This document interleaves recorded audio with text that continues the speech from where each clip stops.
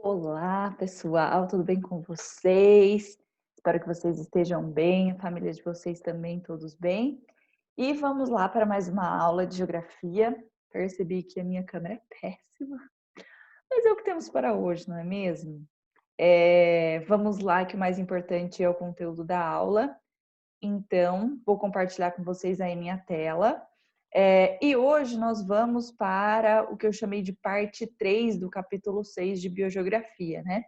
Então, nós viemos estudando aí Biogeografia do mundo, aí falamos de biomas do Brasil, né? Os biomas do mundo, aí falamos do bioma do Brasil na aula passada, principalmente das formações florestais, e agora nós vamos falar dos biomas do Brasil como aliás, o restante, né? Os que a gente não falou na aula passada, vamos terminar na aula de hoje, encerrando então o capítulo 6 de Biogeografia, tá? Bom, só para lembrar então, retomar aqui, né? Nós estamos falando da classificação segundo o IBGE aí dos biomas do Brasil.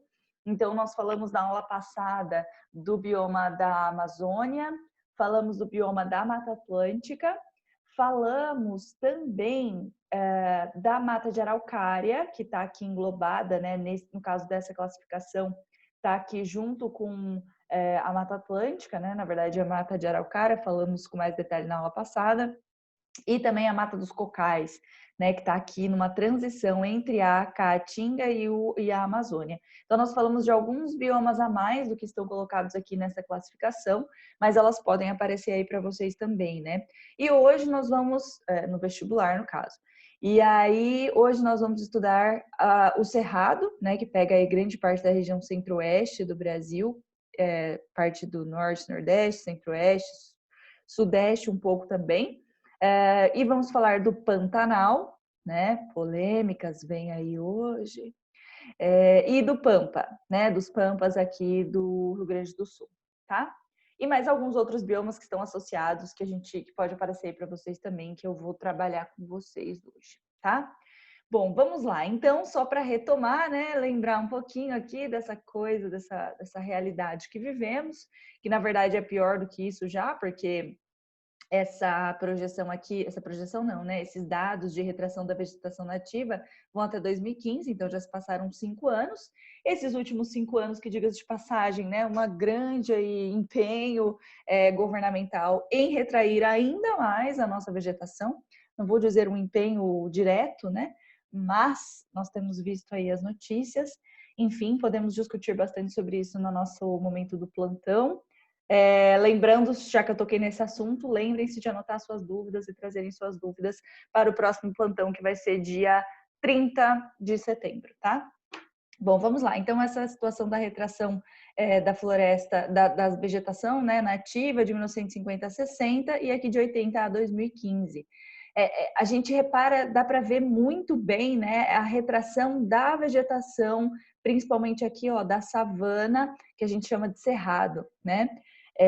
Aqui, ó, em rosa são as áreas antropizadas. Então, aqui nós temos uma situação em 1950 a 60, as áreas antropizadas se concentrando aqui no sul e parte aqui litoral, né, do Brasil, um pouco ali próximo ao Rio Amazonas e no norte, enfim. Mas não tanto aqui na região centro-oeste, na região onde a gente encontra a savana brasileira chamada Cerrado, né? Diferente dessa segunda situação, a partir de 1980, que a gente tem aí, com o avanço do agronegócio na região do centro-oeste, nós temos a área antropizada dominando, né, cada vez mais essa região e a retração da vegetação nativa acontecendo com maior intensidade, né? E avançando aqui em direção à Amazônia também, como nós já vimos na aula passada.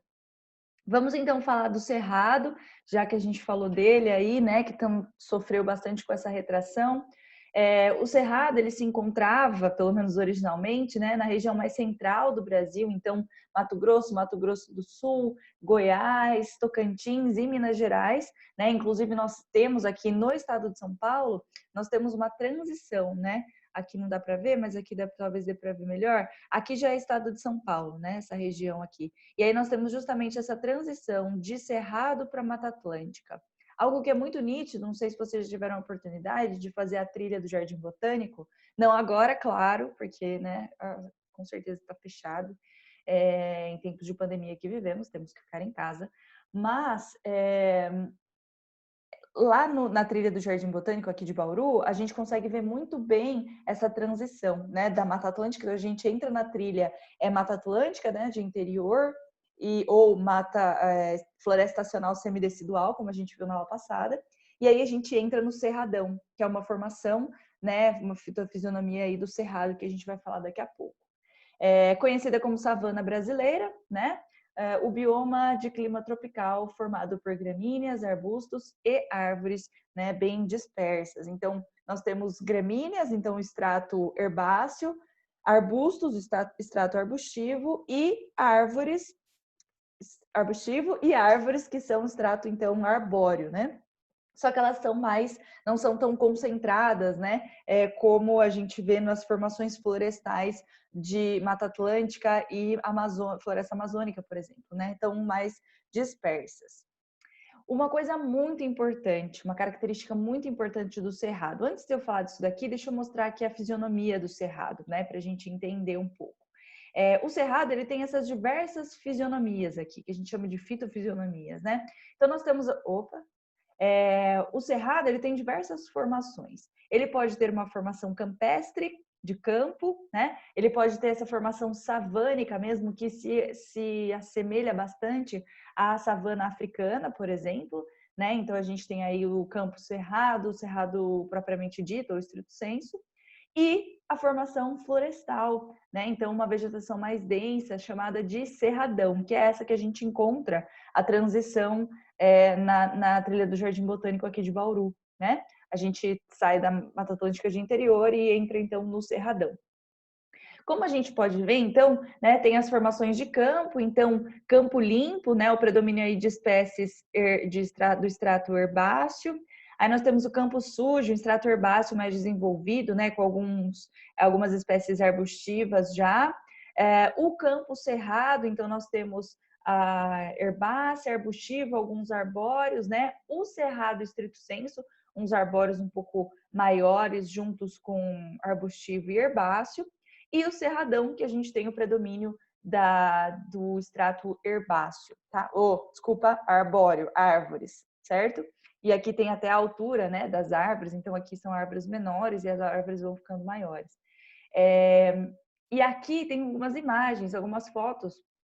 Essas fotos são do Jalapão, e aí nós temos lá, né, o predomínio do cerrado. O Jalapão está no sul do Tocantins, do estado do Tocantins, que tem então um domínio lá, né, do cerrado. Então nós temos aqui, né, o que já seria aqui um campo cerrado, né, entre um campo sujo e um campo cerrado, aqui também, né? E aqui eu tenho o cerrado estrito sensu, né, ou o cerrado propriamente dito. Então eu tenho alguns estratos arbóreos maiores, né, tenho esses arbóreos menorzinhos, bastante arbustivo e bastante herbáceo. Percebam a característica aí da vegetação, né, do cerrado. Ele tem, então, as árvores têm troncos finos e bem tortuosos, né, bem finos, as folhas são menores, mais grossas. O que a fisionomia nos parece, assim, quando a gente olha, né, fala, nossa, acho que essa terra aí é meio seca, não deve chover muito. Mas não é isso que acontece no cerrado. Né? O cerrado, ele é típico do clima tropical, é uma vegetação tropical, né, de clima tropical. Qual que é a característica principal do clima tropical?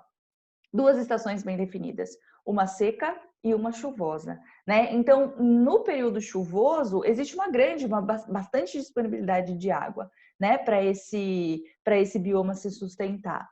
No período do inverno, nós temos os índices pluviométricos mais baixos, né? O inverno, então, seco. E aí, o que essas espécies fazem? Elas vão buscar água lá nos aquíferos, né? E aqui sim entra então essa imagem que eu queria mostrar para vocês. O cerrado é uma floresta de ponta cabeça, entre aspas, né? Então ela parece ali pequena, né? Meio sem graça ali, inofensiva assim, né? Meio aqui, né? Uma arvrinha aqui só, quase um arbusto, né? Você fala, nossa, não dou nada para essa vegetação aí. Mas a grande importância dela tá aqui, ó, onde a gente não vê embaixo da terra. Oi, meu Deus, tá virando sozinho. Tá aqui embaixo da terra, né? Então, por que uma floresta de ponta cabeça? Porque as suas raízes, ó, raiz profunda, é bastante profunda. E isso é muito bom porque essas raízes profundas, então, permitem, que a gente chama de raiz pivotante, né? Então, ela tem um pivô aí, tem ramificações também, mas existe esse pivô principal dessas raízes que vão buscar, justamente no período da seca, que é o inverno, elas vão lá profundamente buscar água, né? No período do inverno. E mantém o solo permeável, permitindo a recarga do aquífero quando chove, né? Então, no período da seca, ela consegue buscar água lá no aquífero. No período chuvoso, né, mais úmido do verão, ela então deixa o solo permeável, permite então que a água da chuva infiltre no solo, atinja aí as camadas mais profundas do solo, reabastecendo os aquíferos. E qual que é a importância de abastecer aquífero na região do Cerrado? A importância é que, né, os aquíferos do Cerrado abastecem as principais bacias hidrográficas do Brasil. Então, é justamente nessa região aqui, de onde sai, por exemplo, onde temos a nascente do Rio São Francisco, que é o único rio permanente, né, perene, numa região de seca, onde todos os rios são temporários.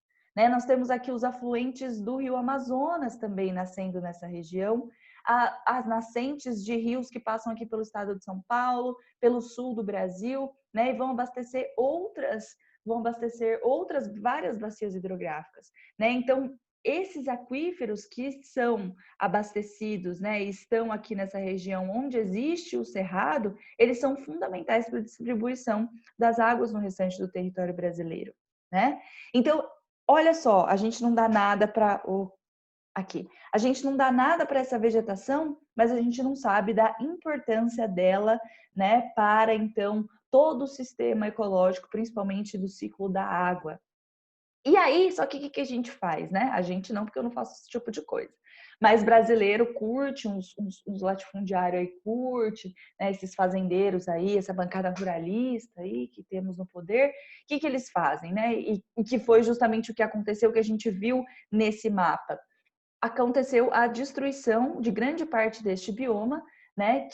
Tirou-se a vegetação natural, que parece pequena e sem graça e, enfim, é fácil de derrubar, substituindo então por monocultura, né? Uma monocultura, aqui no caso é uma monocultura de milho, né? O que está sendo mostrado aqui. Então, uma única espécie sendo plantada em grandes áreas. E aí nós temos, então, as monoculturas atingindo, substituindo a vegetação do cerrado nessa região.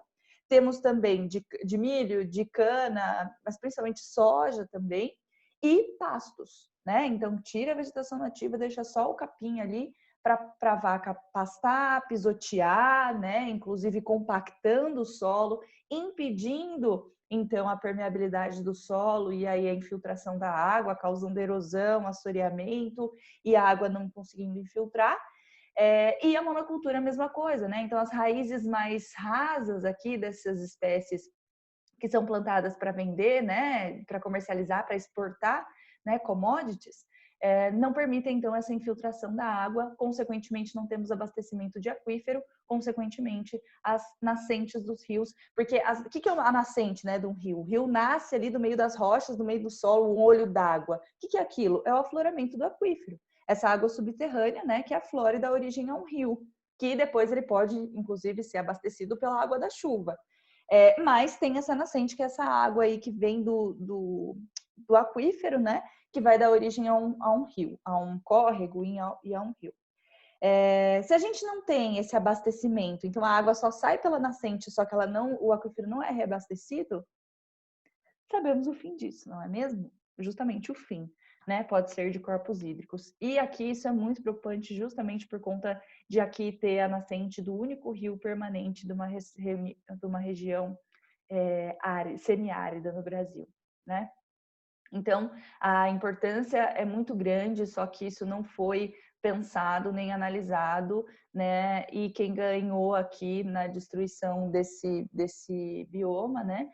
Foi justamente o agronegócio, que planta espécies para exportar ou para alimentar o gado, que eles também criam nessas terras, tá? Bom, falei aqui da fitofisionomia, né?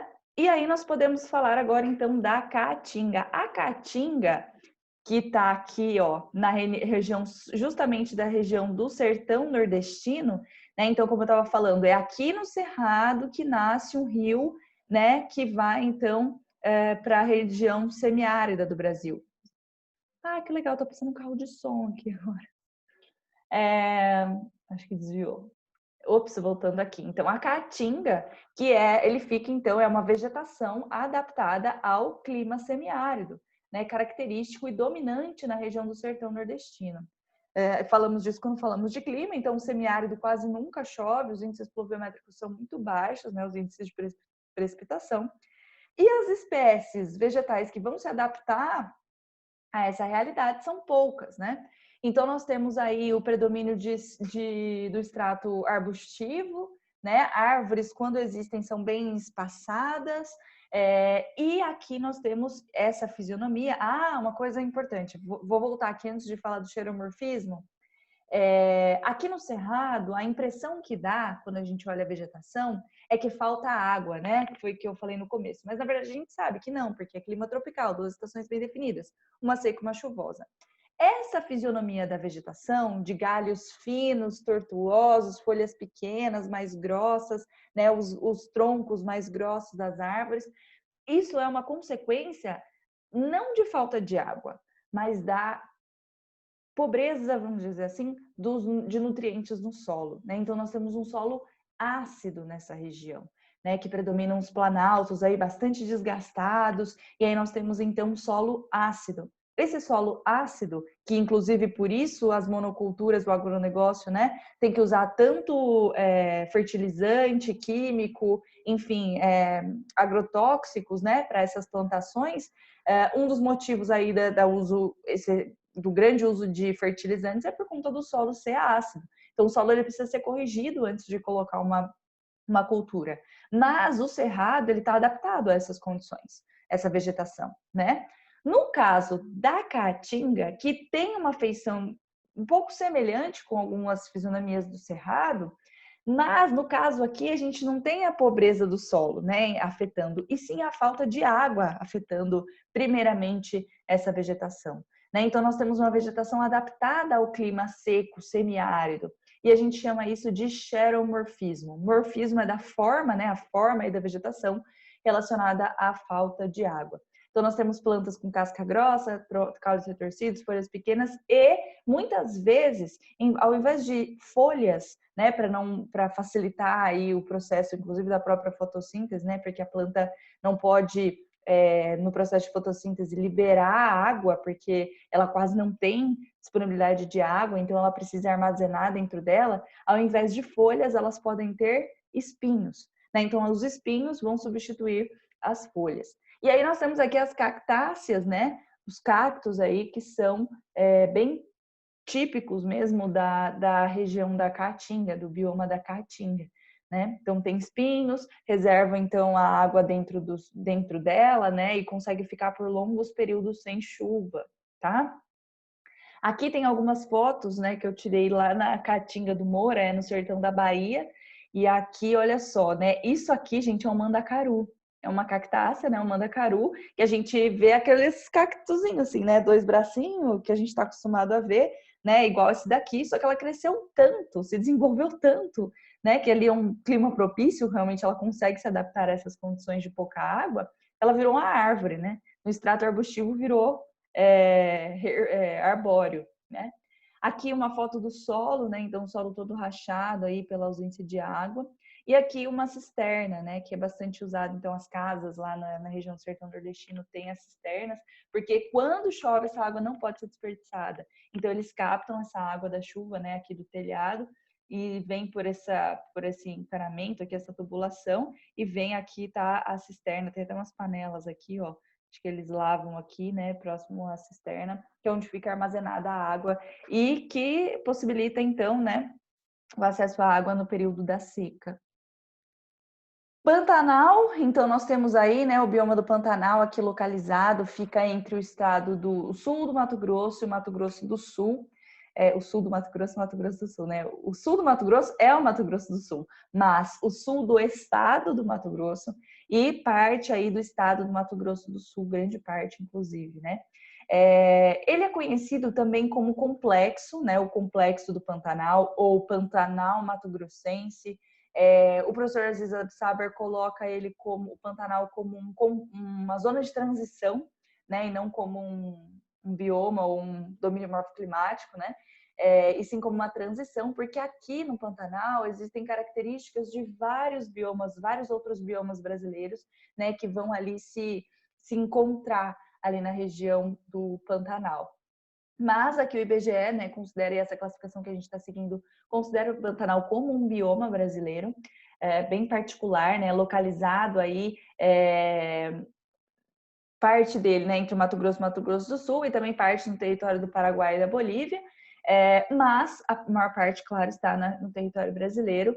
É uma região, então, o Pantanal fica na maior planície alagável do mundo, né, pelo menos das Américas, é a maior planície alagável, ou seja, uma área planície, né, a área mais rebaixada que está sofrendo sedimentação. Então, é onde chega os sedimentos de outras regiões e junto com esses sedimentos vem também a água, né? Então, das regiões do entorno vão se depositar nessa planície, e aí a gente tem as cheias, né? Então, os rios enchem, essa área fica bastante alagada no período das cheias, né? Principalmente no período das chuvas.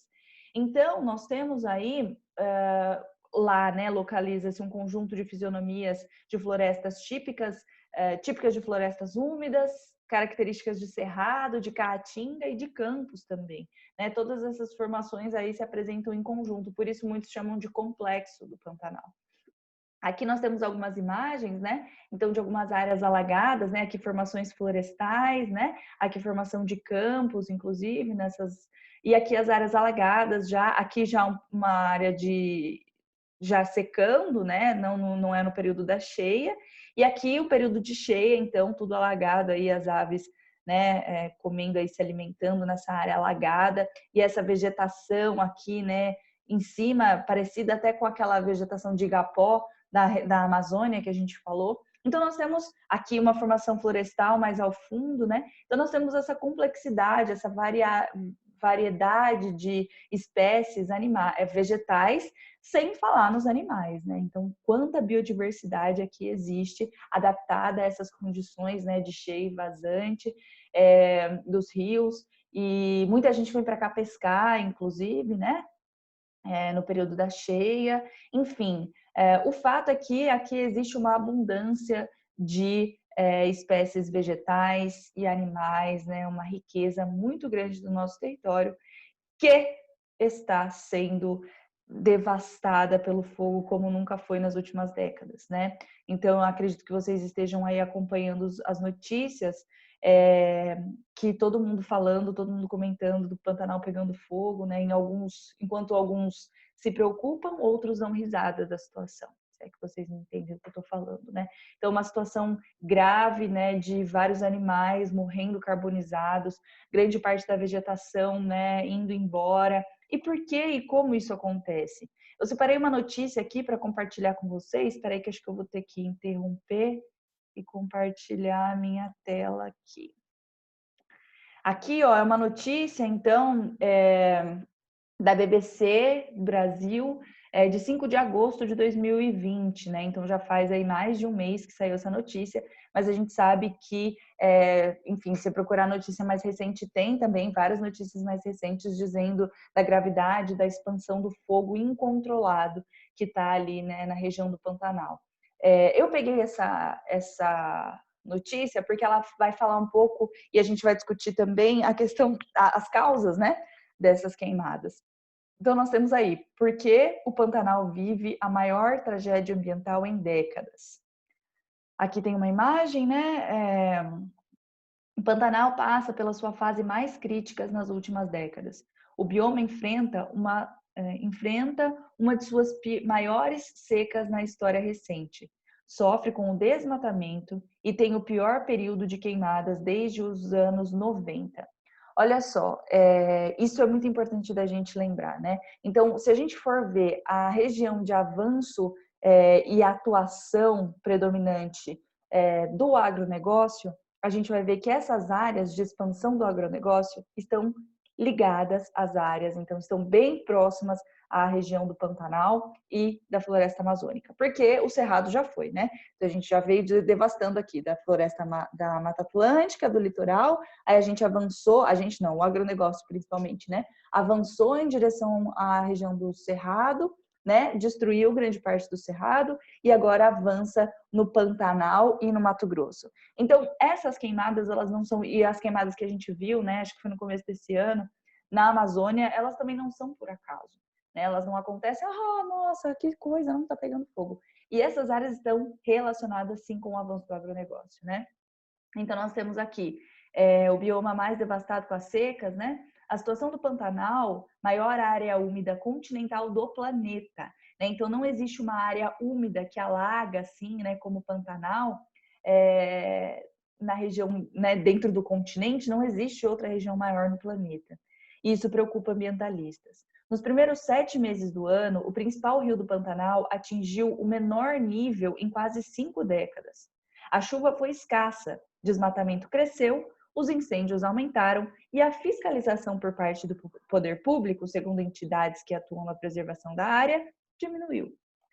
Dados do Instituto Nacional de Pesquisas Espaciais, o INPE, apontam que nos primeiros 7 meses de 2020 foram os que registraram mais queimadas em comparativo aos mesmos períodos dos anos anteriores, ao menos desde o fim dos anos 90, período em que o INPE desenvolveu a plataforma e tentou referência para monitorar os focos de calor, né? Então, desde que está sendo monitorado os focos de calor, nós tivemos aí os primeiros 7 meses do ano com o maior número de queimadas desde que são observadas as queimadas, né? Então nós temos chuva escassa, né? E aí sem chuva o fogo se alastra. Por que eu quero ler? Deixa eu ver aqui se eu acho o ponto. Depois leem, tá? Vou deixar no slide, aí eu posso mandar também para vocês o link dessa notícia para vocês lerem completo. Mas aqui, ó, o nível da período de seca, né? Os níveis da água do rio principal, formador do Pantanal, chegou a 2 metros em junho, de acordo com a Marinha do Brasil. É o mês que costuma marcar o pico do maior e longo rio ao longo do ano.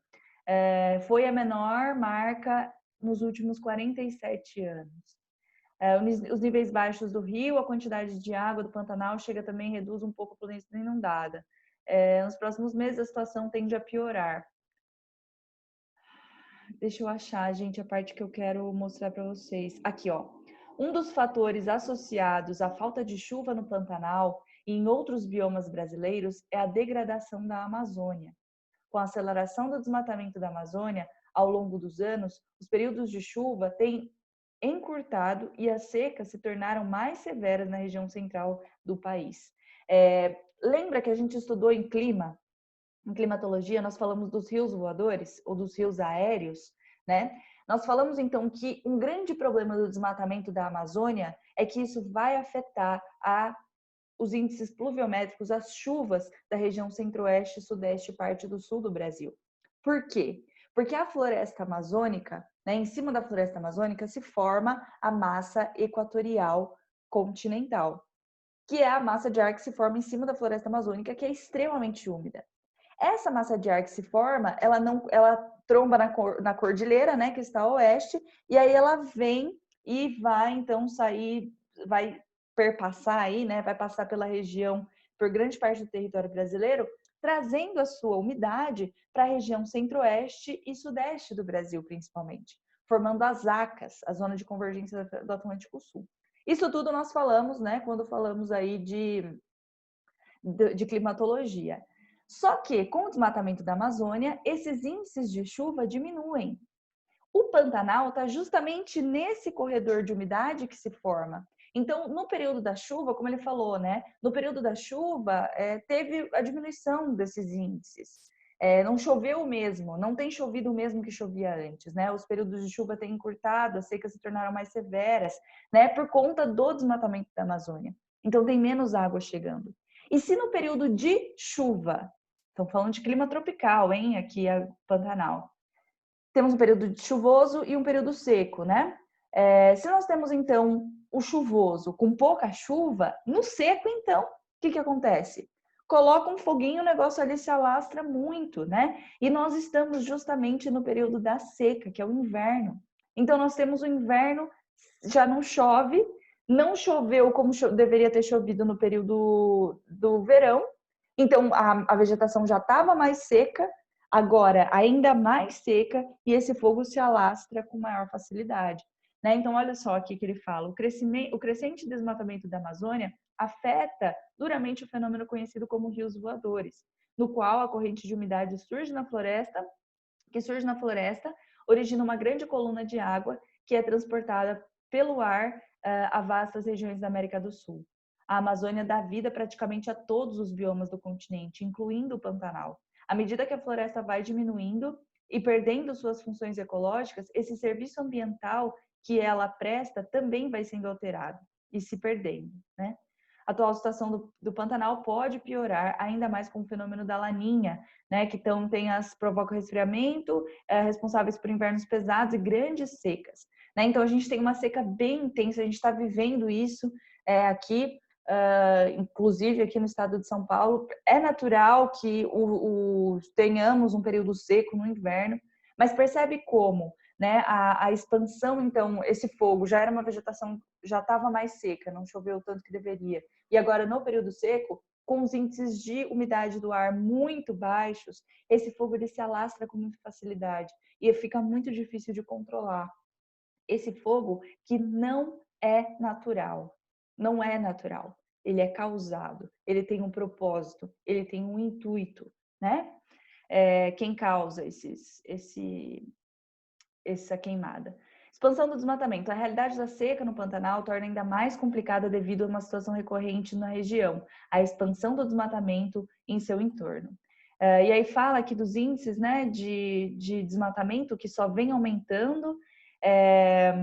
Para as áreas desmatadas e consideradas possivelmente ilegais, nas quais encontramos autorização de desmate, é emitido um relatório encaminhado, enfim, toda essa questão, né, da ilegalidade do desmatamento ainda assim acontecer, caso as autoridades constatem que se trata de desmatamento legal, os responsáveis pela ação devem receber multa administrativa, mas o difícil primeiro, descobrir quem são os responsáveis, né?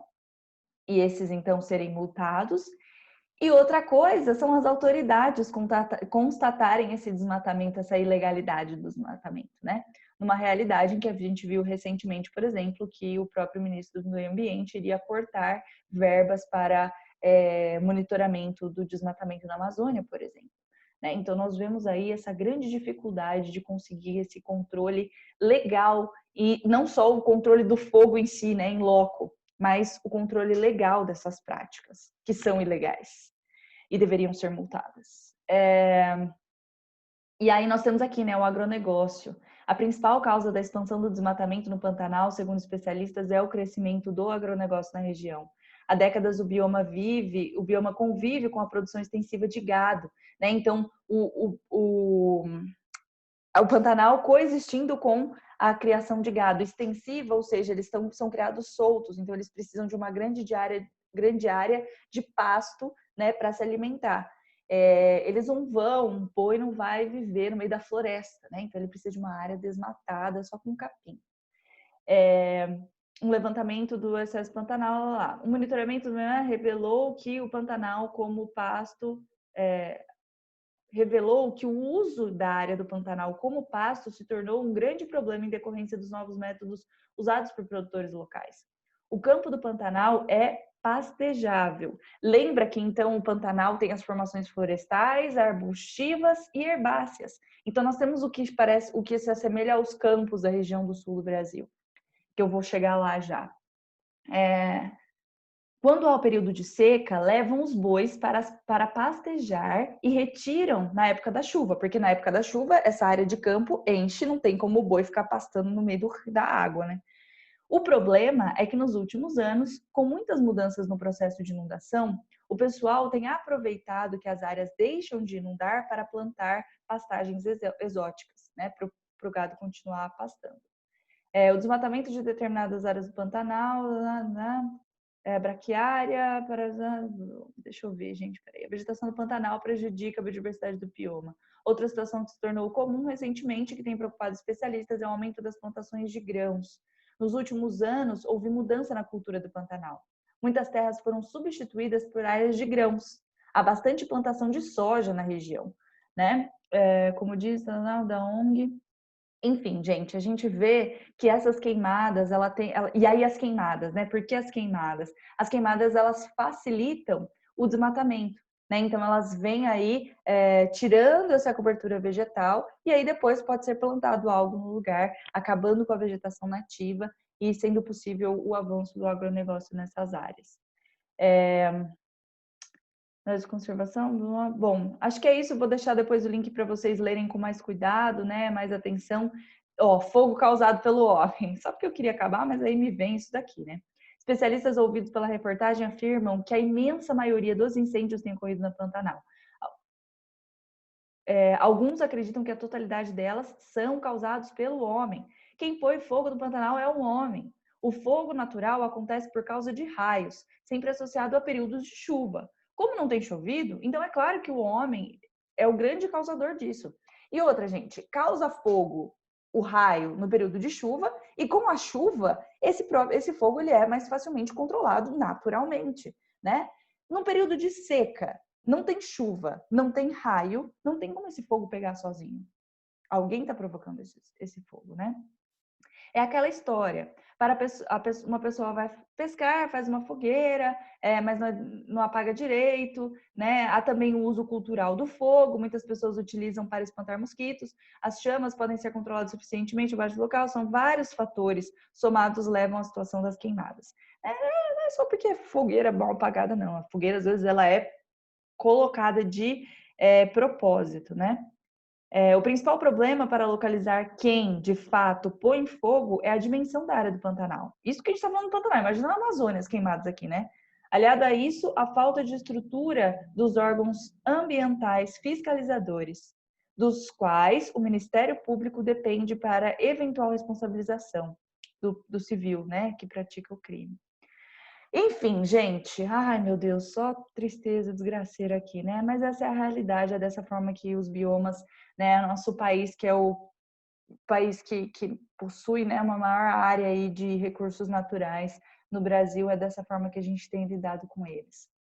Para finalizar, gente, que acho que passei um pouco do tempo que eu estava querendo, né, diminuir os vídeos, mas esse assunto é bastante importante e atual, né?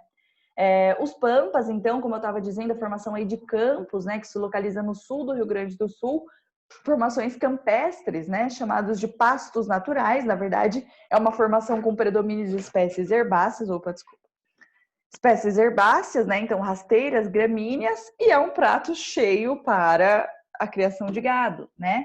É um prato cheio para as vaquinhas. E aí os donos das vaquinhas acham ótimo e colocam elas lá para pastar.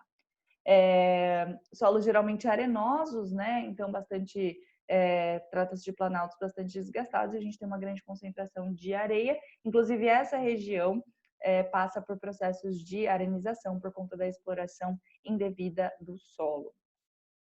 A restinga e o mangue, que eu vou falar agora, podem ser biomas considerados, ou ecossistemas, né? Associados ao bioma da Mata Atlântica. Tá? Então, a restinga é a vegetação litorânea, vegetação da praia mesmo, né? Que está associada aí à Mata Atlântica. Então, muitas vezes a restinga vai aparecer associada à Mata Atlântica, que é a vegetação do litoral, né? Então, nós temos depósitos arenosos, né? Paralelos aí à praia. Nesses depósitos arenosos, presentes também em dunas essa vegetação, né, que predomina então as espécies herbáceas, rasteiras, que são capazes de se desenvolver nesses solos arenosos, né? Então, dificilmente uma árvore vai conseguir se desenvolver no meio da areia, né? Mas essas gramíneas, essa vegetação rasteira, ela se desenvolve, também é habitat de várias espécies animais, né? E essa restinga, então, é essa vegetação que a gente encontra na praia, tá?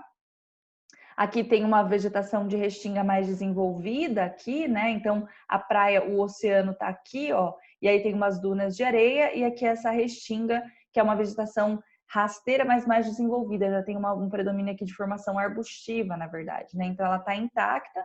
Essa visão é do continente olhando para o oceano, e essa daqui é do oceano olhando para o continente, né? Então os prédios começam só aqui no fundo, e a gente tem uma grande área aqui de vegetação de restinga bem desenvolvida e bem preservada. Isso aqui é no Campeche, Novo Campeche, em Florianópolis, né? Então, lá no sul, principalmente da ilha, ainda tem bastante a restinga preservada. Aqui também, né, tem até uns lixos aqui no meio. Isso aqui é o que muitas vezes o mar, né, devolve aí. E essa restinga bem preservada, próxima ao litoral. Nas grandes cidades, isso tudo aqui já foi substituído por quê? Por prédios, né? As famosas prédios de frente para a praia. Então, essa vegetação natural que aqui existia foi substituída pela área urbana em vários locais do Brasil. E também, né, substituindo aí o mangue, o ecossistema do mangue também tem sido, né, destruído aí pela urbanização. O mangue é uma vegetação também litorânea associada à Mata Atlântica, né? Está em áreas de confluência entre rios e mares, e o mar, né? Por isso tem uma água salobra, então a foz do rio e que quando se encontra com o mar, e aí conforme a maré enche, essa área ela fica alagada, e aí nós temos a mistura da água salgada com a doce, tornando então a água salobra. Essa região que alaga, né, de acordo com a cheia do mar, os períodos de cheia, é um berçário de animais marinhos, né? Trata-se de águas calmas, onde esses animais marinhos eles encontram proteção para se reproduzir. É uma área rica em matéria orgânica, por isso a coloração bem escura e um cheiro forte de matéria orgânica em decomposição mesmo, né? E ele é muito importante, né, para a preservação das espécies marinhas, por conta de ser um berçário, né? Onde elas vão se reproduzir. Encontramos a presença de espécies pneumatóforas. O que são espécies pneumatóforas? São espécies que têm suas raízes aéreas, suas raízes superficiais, né? Como a gente vê nessa imagem aqui. Então, as raízes elas vão ser aéreas por conta desse período, desse constante cheia, né? E aí elas, para sobreviver, elas se adaptam dessa maneira. Aqui nós temos, né, a vegetação do mangue, essa área, falou, nossa, olha o barquinho encalhado, mas não é, na verdade aqui está num período de vazante, né, tá vazio essa área, mas quando a maré enche novamente, toda essa área fica alagada, a gente pode ver nesse solo bastante escuro, com bastante concentração de matéria orgânica. E bastante importância também para a população caiçara, né, que vive, então, do extrativismo dos recursos naturais da região do mangue, muitas vezes, na maioria das vezes, sustentável. Só que essas áreas têm sofrido uma grande impacto, né, pelo aterramento dessa área para a construção de condomínios, prédios, áreas de lazer nas regiões litorâneas, né? E é isso por hoje, gente. Aqui nós encerramos, então, nosso capítulo de biogeografia. Me estendi um pouco aí no vídeo de hoje por conta da polêmica do Pantanal, mas o próximo prometo dar uma reduzida. E aí nós finalizamos o capítulo de hoje, esse capítulo. Semana que vem nós entramos no capítulo 7, a questão ambiental, tá bom? Bons estudos e até mais. Tchau, tchau.